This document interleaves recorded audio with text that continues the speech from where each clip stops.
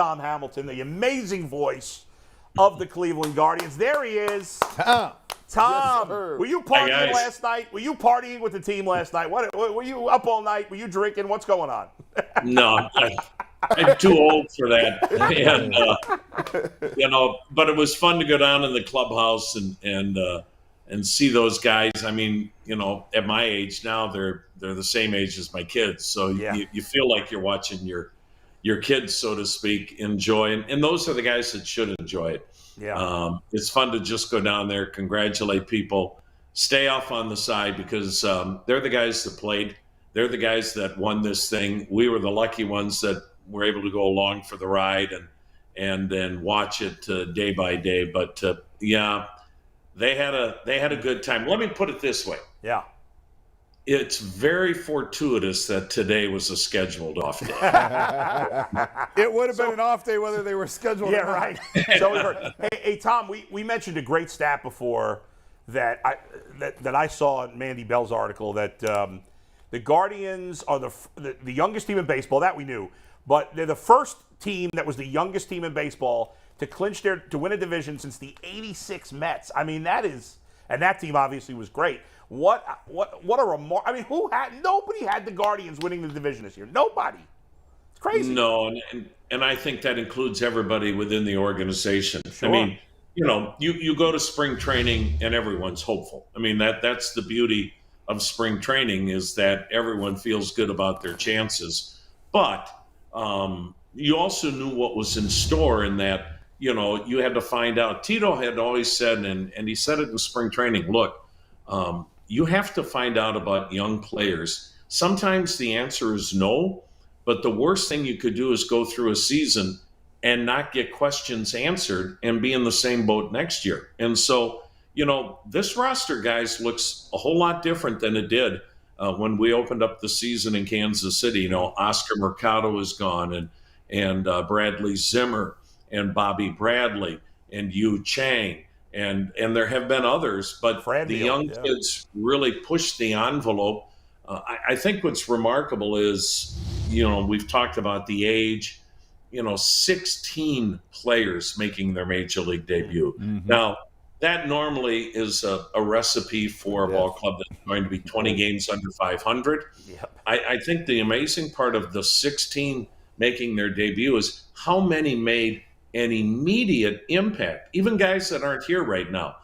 Remember when Nolan Jones came up in Kansas City and, helped that ball club win a couple of games right away for the way that he was playing. And, you can kind of go on down the list. Guys came up here and were ready to play right away. I think a lot of credit not only goes obviously to the front office and scouting and player development, but the job manager, Andy Tracy, did in Columbus. Because when these kids came up here, and I'm sure Brad can relate to this even better than any of us. When you're a rookie, first off, you're to be seen and not heard. Absolutely. And these kids knew how to come into a clubhouse or into a locker room and pay their respects, so to speak. But the biggest thing they did is they proved to the veterans they weren't concerned about their stats. The only way you get to the major leagues is you put up numbers. That's right. But when you get to the major leagues, it's about winning games. And those guys proved to the veterans from day one, they would do whatever it would take to win a game, even if they were 0 for 4, but moved a runner up or made a great play defensively or had a 10-pitch at bat that enabled other guys to see what that pitcher had. Whatever they did to help the ball club rather than help themselves, that's how they were ingratiated so quickly into this ball club. And Chris Valleca had a great point earlier this summer when visiting with him that he calls it the power of the high five. And I know it sounds so simplistic and it almost sounds like something you would tell your high school kids if you were a coach. But he said they talked about the power of the high five, that when you came to the dugout, you were getting a high five for something you did to help the ball club. Again, you might have made an out, but you had a long at bat or you moved a runner or whatever. And just those little things, it really seemed to just kind of snowball. Everybody bought in. And that's a credit, obviously, to Tito and the coaching staff, but to Andy Tracy and how he prepared those kids in Columbus, and then the kids themselves, because we've all been around young people, and I include myself in that. When I was young, we think we know it all, and that's how you get in trouble when you get brought up to a major league club. And man, these kids they got it from day one. They really got it. Tom, when you in terms of saying when they had it, when did you get it? When did you first have an inkling? Hey, this team can make some moves. They might be okay here. What was that epiphany when it hit you? Like, this Guardians team has some potential for a postseason. It's a great question, and I feel kind of like Tito sometimes when you say you haven't had time to really reflect and kind of go back at certain points. But I think to your question, that whatever the date was, I think it was May 8th, May 9th it might have been, when Josh Naylor had 8 RBIs from the 8th inning on. And you won a ball game in Chicago against the prohibitive favorites to win the division, and you tied it up against one of the great closers in the game, Liam Hendricks, when Josh Naylor had a grand slam in the 9th inning, and then he won it in the 11th inning with a 3-run home run. Now, I think in a baseball season, unlike a football season, you can't necessarily point to a game because, as Tito always says, it's so fluid. You can win that game and you lose the next 3 and nobody remembers the great comeback. But I think that instilled a belief that we're never out of a ball game. That's how those kids looked at it. They never felt like they were out of a ball game. And it was almost like the 7th inning on belonged to Cleveland. Now, part of that was due to the fact they had a great bullpen. And I think that's when you started to see how good the bullpen was, in that it wasn't just Emmanuel Clase, but you had guys that could get the ball to Clase. When you had a chance to win games late, or at least not lose games late, and then these kids seem to find ways to get big hits or do something late in the game. But to me, that's when it kind of maybe opened up my eyes that, like, hey, this ball club might be a little better than what we think.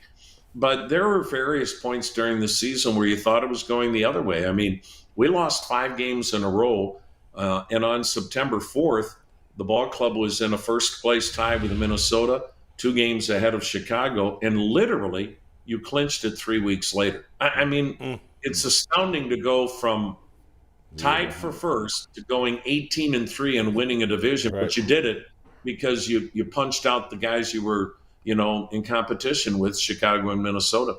Hey, Tommy, you said something very, very profound here shortly ago. You've been in the business a long time. You know this, right?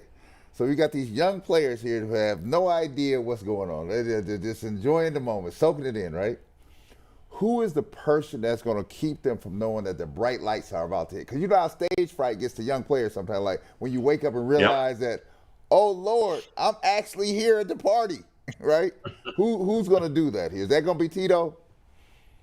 I think it starts with Tito and the coaching staff. Yeah. And you've got Sandy Alomar and that coaching staff, who's as important to this franchise as anybody we've ever had. I mean, you think of it, the franchise turned when Hank Peters made the trade for trading Joe Carter to San Diego after the '89 season and getting Sandy Alomar and Carlos Baerga and Chris James in that trade. Sandy Alomar then was the Rookie of the Year in 1990.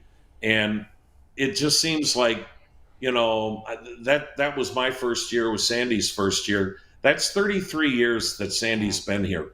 Think of the winning that has come with Sandy Alomar being a part of this as a player and a coach. I think he's one of the most integral, important pieces in the history of this franchise. And Sandy's always wanted to stay here and has turned down other jobs to stay here because he said winning it all here would mean more to him. So I think you lean on guys like a Sandy Alomar, obviously, Tito. But then, Brad, I think the other thing, Austin Hedges is one of those veterans that has been around that, he's very extroverted, he's very loud, and guys listen.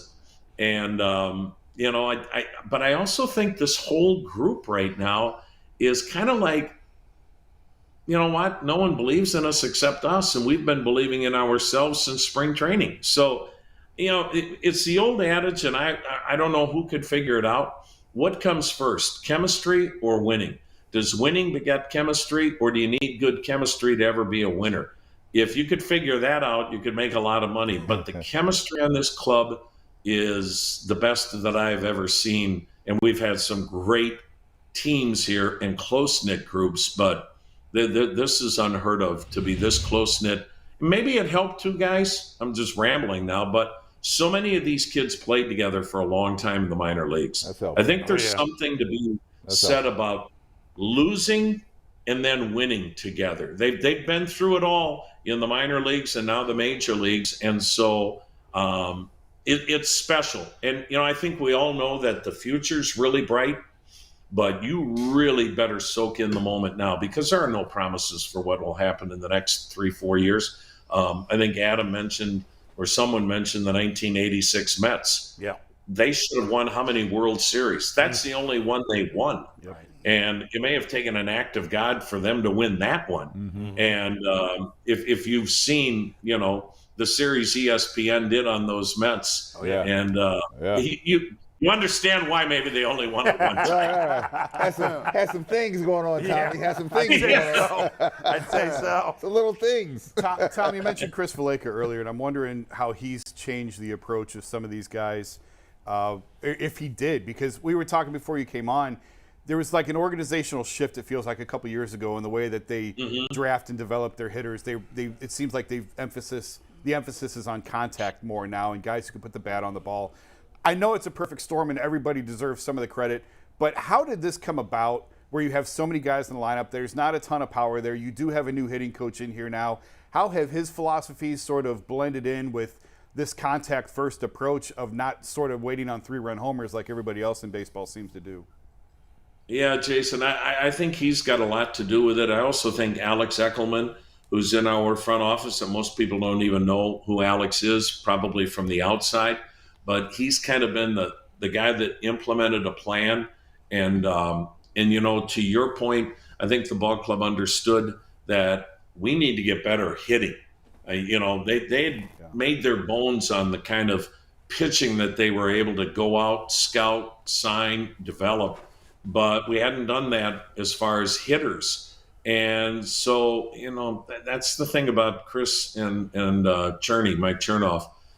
Chris Antonetti and Mike Chernoff I think they're the best front office in the game. Totally agree. And look, they have some challenges here from a revenue standpoint, because we're the market that we're in, and we're going to draw 1.3 million people this year. Yeah. So those are facts, whether anybody likes it or not. That's the reality of the situation. But this organization, and again, I think it goes back to ownership too. They don't talk about what they don't have. They talk about, okay, how do we get around those challenges and still compete and not use that as an excuse? And so they've been on the cutting edge of technology, but they also still believe in baseball people. So I think you have to have the combination of the two. But yeah, I think Chris Valaika has been mammoth in this, in that it's not, this is my way of doing it and everybody's got to be the same. Every hitter's a little bit different, and I think you'll see his impact here for a long time to come. And again, I think Alex Eckelman gets a lot of credit with that too. It's interesting when you talk to our young players how they want this information, and a lot of them had it in college already, because analytics has now gone into the college arena of baseball. So these kids come to pro ball and they want to know what you as an organization have that will help them get better. They do their research too. Tom, you mentioned Chris and Cherney. I made the point to Bull earlier. I think Cleveland got Al Avila and Dayton Moore both fired because their owners looked and said, why can't you do what they're doing over there? I honestly do. I think they got them fired. Am I crazy, or do you think that played a role in it? No, you're not crazy. Now, I think Al was on his way out anyway because of how things were going in Detroit. Dayton still shocks me. And, I'm flabbergasted yet by that one. But, again, I'm not there, so it isn't right for me to comment on it other than to say I was stunned, like I think most people were. But I think, to your point, Jason, you're right.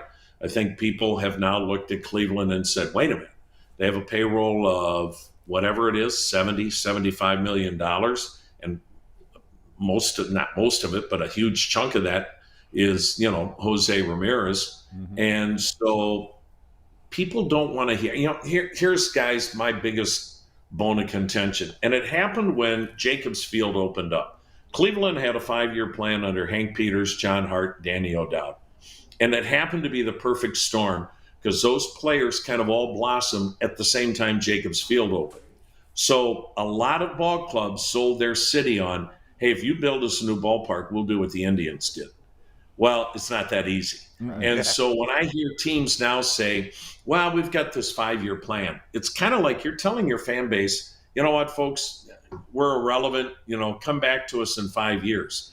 Cleveland didn't think they could afford to do that. They just felt like we do that, we'll lose a whole generation of baseball fans if we are willing to go and lose 100 games a year. And that's what Dayton Moore tried to not do in Kansas City. He tried to make that rebuild quicker than the normal tear it down to the studs and then build it up in 5 to 7 years. And it hasn't worked yet in Kansas City. I think what's remarkable here in Cleveland, our worst year in the 10 years Tito has been here was last year, and that club was 80-82. And that's without Bieber, Plesac, and Savali, all of them missing half the year due to injuries. So they have never said we're going to rebuild it, tear it down to the studs. This has been a transitional phase. It's obviously worked to this point. Now, again, next year you could have a plethora of injuries and suddenly everyone's like, well, they should have been better than what they were a year ago. That's why, to me, they better really enjoy this run right now because, there's nothing predictable in this game. But I do think, to your point, we're going to see a lot of organizations. There'll be a copycat situation here like there is in all sports. This is what's working right now in Cleveland. Why can't we do it? Yeah, and I'm worried that John Sherman's going to come to Cleveland to find his next GM. He's obviously very familiar with these guys. He's taken somebody from this front office to be the next GM at Kansas City. They keep taking people from this front office. Everybody does. Yeah, but Kansas City, I think, is really going to pillage Cleveland sure. because of his familiarity. It's all right. Hey, Tom, what's amazing, you look at, a few months ago you would have said, well, the Guardians might make the playoffs, but can they compete? It seemed like they were far behind the other teams. Now, clearly, Houston's the best team in the American League. I don't think anybody's debating that. They've got a great roster top to bottom. But as you know better than anybody, once the playoffs start, more than any other sport, it's a crapshoot. We were just saying before, Guardians could get swept in the first round, wouldn't shock me. They could go to the World Series and win it all. That wouldn't shock me either. I think, especially in the first round, Mariners, Blue Jays, Rays, maybe even the Orioles, but probably one of those three teams, I think they stack up actually very well because the Guardians are good in all 4 areas, right? Good lineup, great defense, great bullpen, good starting rotation. While those other teams have some strengths, like Toronto's lineup's great, but their pitching's, okay. And Mariners, their lineup's a mess. Julio Rodriguez is out. Eugenio Suarez is out. Their pitching's great. But I think the Guardians, compared to all these teams except for maybe Houston, are very competitive. Very competitive. Yeah, I agree, Adam. And I think every year when we get to the playoffs, it feels like we say this, that, crazy things happen in October. That's right. And, I'm looking at your graphic there, and we have no idea how this thing is going to shake out. Now, obviously, we'll see Tampa Bay for 3 games starting tomorrow night. I was kidding Tito yesterday in his office before the game when we were doing our taping of the manager show, and you know how that is. You want to talk about it, yet it's not official yet, right? And so you're kind of dancing around that. And I kiddingly said, "Well, Tito, have you looked at the matchup yet?" And he laughed and he goes, "Oh yeah, we've already started that because even though it wasn't official, they've got to start planning." Sure. And he goes, the longer you looked at those 3 teams, the more you said, I don't think it matters who we play, because you said you can drive yourself crazy looking at various matchups as who do you match up best against. And as we have seen here luckily now, we have had 13 postseasons here in Cleveland since 1995. That's 13 in 28 seasons. So that's almost every other year you're in the postseason. And October of 2016, I didn't think we'd get out of the first round with the injuries Totally to Salazar and Carrasco, Yeah. and what everyone forgets, no Michael Brantley, who was our right. best player, best leader, and one of the best people that this game's ever produced. And we never had Michael Brantley that whole October. Amazing. And then, Bauer, I'll just say that and not add any engine, decided to go play with his drone after a dominant first game against Boston and was useless from that point on in October, and they get to Game 7. So I'm with you. Nothing would surprise me with this group. Now, being the father of 4, as you guys know, you're always worried when you have kids. Doesn't matter what age they are, no matter what they're doing, how successful they are, you always have something to worry about. So now I worry about the fact we're not going to play a consequential game for a week and a half. And, how do you come out of this? Is it best to keep having to win to get into the playoffs and have that momentum that we currently have? Or is it better to be rested now and get your rotation in order for the way you want it? Again, no one's been able to figure that out, but I think Brad mentioned it before. You wonder now they're going to have this basically a week and a half here where they're going to be sitting around going, wow, we're in the playoffs. We got the playoffs coming up, in less than 2 weeks. So, you know what, though? What the heck? It sure beats the alternative of saying, I've got a tea time for October 5th. What do you guys think? Well, Tom, and I'm going to just jump on the tail end because Bull's got something for you. But here's the thing, right? Time is a problem. Free time is a problem. Because when you're on the grind every day as a player, you just go in there and do your thing.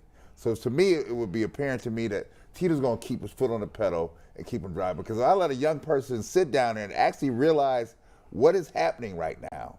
You can, I just tell you, you can scare yourself because you're like, oh, wait, hold on now.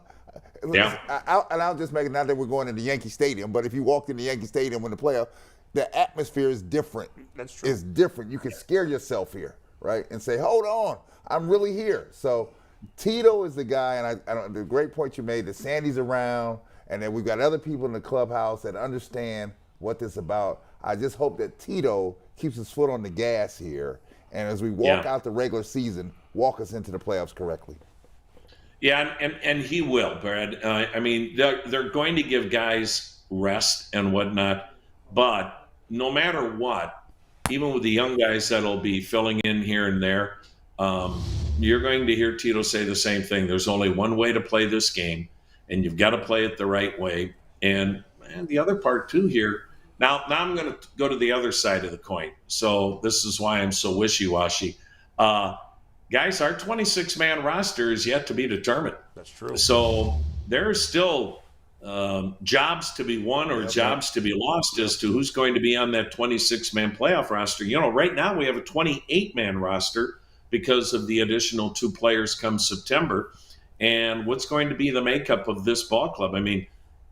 If we'd have done this show a month ago, I'm sure you would have asked me, who's Will Brennan? Right. There's a chance Will Brennan on that Friday night here in, let me take it back. Yeah. ESPN's doing the games. We're in them. So I would say we'll probably play Friday morning at 8:30. So they don't. But if it's Cleveland and Tampa in the division or the wild card series, it may not be televised. We may have a radio exclusive. We'll be listening to you anyway, Tom. Tom, you mentioned that's one of the things I wanted to ask you about was Will Brennan. Is he on this postseason roster? I think there's a place for him now. Yeah. And Sam Hentges. I could ask you about every player, but those 2 in particular. Is Hentges the new Andrew Miller 2.0 from 2016? And does Will Brennan have a place on this postseason roster? Yeah, that's a great question, Jason. One, Will Brennan will be on this postseason roster. I think you'll see him start. Now, again, it depends on the matchup, maybe who's pitching. Are you facing Robbie whomever, Ray. and they've got a left-hander on the mound? That could change it in regards to Will Brennan. But I think, yes, I do think he'll be on the playoff roster. I'd be stunned if he isn't, but, we'll see. Sam Hentges, boy, when you compare anybody to Andrew Miller, I know it's a high bar, especially that that was year. a little much. But yeah. he's got that starter's background. You know, he can go. He could throw you. He could give you 30, 35 pitches if he But had they don't to. need him to do that role, Tom, right? Because you got Karen Check. You do have a great bullpen, but I look at him and I see Andrew Miller, like the same tall, lanky build and everything, and he's having a great year. I tell you what, he's got the kind of stuff that Andrew. Now, no one had Andrew Miller's slider because Andrew could throw that at your back foot, or he could also pound you, around the outside corner or in on you. So, but to your point, he's similar in that he can go multiple innings. And I think the one thing we've learned from Tito is that he's not afraid to think outside the box come the postseason. That's right. You got to win that game that day. You worry about tomorrow. Yeah, that's it. When you're in the postseason, it's unlike the regular season where, and I hate to use I'm not comparing it to war, but the old analogy, in a long baseball season, sometimes you lose the battle to hopefully win the war. And you don't play certain guys or use certain guys because, you may win today, but that may impact you the next 4 days because you used that guy. In the first round of the playoffs, now there's no day off. So you've got to keep that in mind. You'd be talking about a guy potentially working 3 days in a row. 3 straight days. But the one thing with Tito, he won't hesitate to go to guys early. Okay. That's what he did with Miller, Shaw, and Allen in 2016, and that's why they got as close as they did. Yeah. What's amazing is the Guardians will have 9 straight home games, and then that first round is all at home. So the soonest the Guardians might play a road game is 2 weeks from tomorrow, which would be game 1 of the ALCS or ALDS against the Yankees. All right. So, or most likely the Yankees. But here's the thing, Tom. In terms of rest, I think it's important for Clase and Karinchak in particular. Like you don't want to put them in ice for a week and a half. Right. But I think those two guys in particular, this rest will be helpful down the stretch, especially Clase. Don't you think? I completely agree, Adam. And I think the beauty for us in winning the division title, we have nothing else now that will get us home field advantage. We can't win enough games to become number 2 seed. Right. So whatever our record ends up being, that's our record. We're still going to be the home team. Yep. And if we get beyond the wild card series, we're still going on the road to start it. And, we'll be going to New York. And look, first you got to get there. But I'd rather be going to New York than Houston. I know we talked about it. Houston, no doubt. In my mind, we don't see the Dodgers enough. But I'd be hard-pressed to believe that they're as good as Houston, even though their record is off the charts. Houston's a machine, and of course, I think the world of Dave Roberts, too, because he played here, and he's just a great guy. But Dusty Baker is he's one of those people that if you don't love Dusty Baker, look in the mirror because that's where the problem is. And he just knows how to win.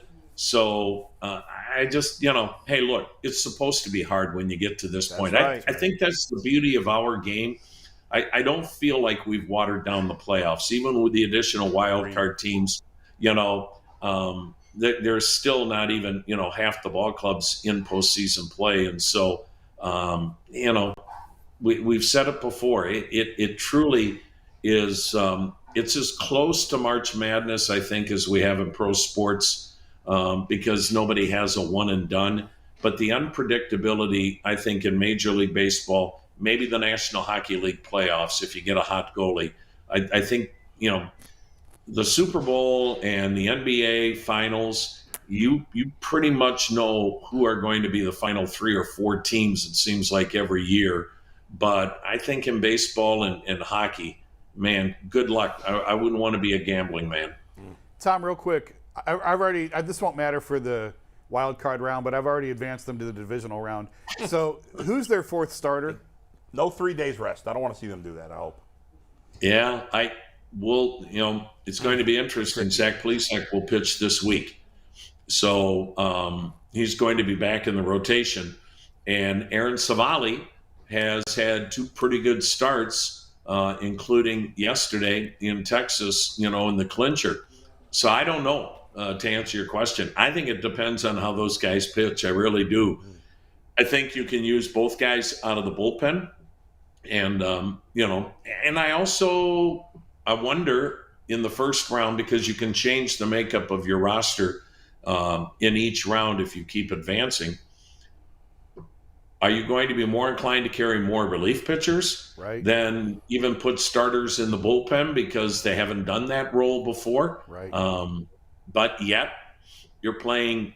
So here's a thing. Say you're in a situation where, you win game 1 and you're getting pounded in game 2. Well, you know what you're going to do? You're going to want a guy that can just soak. As dumb as that sounds, you're not going to want to go through all your key guys. You're going to want to have them for game 3 so you're fully loaded.